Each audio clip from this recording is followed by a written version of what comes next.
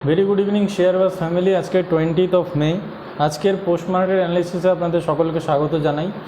আসুন দেখা যাক আজকে সারাদিন মার্কেট কী করলো এবং আগামীকাল মার্কেট কী করতে পারে তারও একটা সম্ভাবনা দেওয়ার আমরা চেষ্টা করব এই ভিডিওর মাধ্যমে। সবার প্রথমে দেখে নেওয়া যাক আজকে নিফটি সারাদিন কী করলো।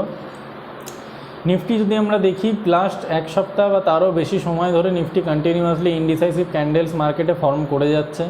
ইনডিসাইসিভ ক্যান্ডেলস মার্কেটে কন্টিনিউয়াসলি ফর্ম তখনই হয় যখন মার্কেট নির্দিষ্ট কোনো দিক মার্কেট খুঁজে পায় না, মার্কেট নিজের মধ্যেই কনফিউশন থাকে যে মার্কেট এরপরে আপার সাইডে র্যালি নেবে নাকি ডাউন সাইডে র্যালি নিতে চলেছে। যখন মার্কেট নিজেই এই সিদ্ধান্তে আসতে পারে না, বায়ার এবং সেলার দুজনেরই কনফিডেন্স থাকে না মার্কেটের উপর সেইভাবে, তখন মার্কেট ইনডিসাইসিভ ক্যান্ডেলস তৈরি করে কন্টিনিউয়াসলি।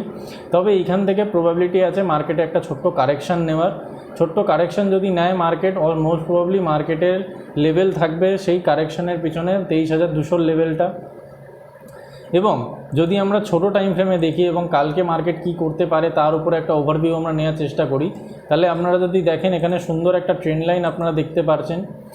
যতক্ষণ না এই ট্রেন্ড লাইনটা ভাঙছে ততক্ষণ মার্কেটে ইনিশিয়াল লেভেলে কারেকশান আসছে না, এটুকু আমরা বলতেই পারি। কিন্তু মার্কেটের বর্তমান যে সিনারিও, কন্টিনিউয়াসলি মার্কেট সাইডওয়েজ মুডেই চলছে। প্রিভিয়াস 10ই জুন থেকে যদি আপনারা দেখেন কন্টিনিউয়াসলি মার্কেট সাইডওয়েজ মুডেই চলছে। আজকে 20 জুন, সুতরাং বলা যেতে পারে মার্কেট এখান থেকে একটা ছোট্ট কারেকশান নিতে পারে। আসুন দেখা যাক মার্কেটে কালকে কি হতে পারে তার একটা প্রতিচ্ছবি আমরা ধরে তোলার চেষ্টা করি। যদি মার্কেট কালকে এখানে সাইডওয়েজ মোডে ওপেন হয় বা যে জায়গায় আজকে ক্লোজিং দিয়েছে মার্কেট সেখানেই ওপেন করে, তাহলে মার্কেটের কাছে বিশেষ কিছু করার নেই। মার্কেট সারাদিন মোটামুটি সাইডওয়েজ মুডেই কাটাবে আমরা আশা করতে পারছি। আপসাইডে যদি মার্কেট যায়ও তাহলে মোটামুটি 23,650 এবং ডাউন সাইডেও যদি মার্কেট আসে তাহলে মোটামুটি 23,450, 23,650 থেকে 23,450 এই 200 পয়েন্টের রেঞ্জ মার্কেটের কাছে খোলা রয়েছে। এই পয়েন্ট রেঞ্জের মধ্যেই মার্কেট আপস অ্যান্ড ডাউনস করতে পারে। যদি মার্কেটকে নতুন র্যালি আবার লাগাতে হয় তাহলে 23,650 যে লেভেলটা রয়েছে সেই লেভেলটা ভেঙে ওপরে সাস্টেন করতে হবে।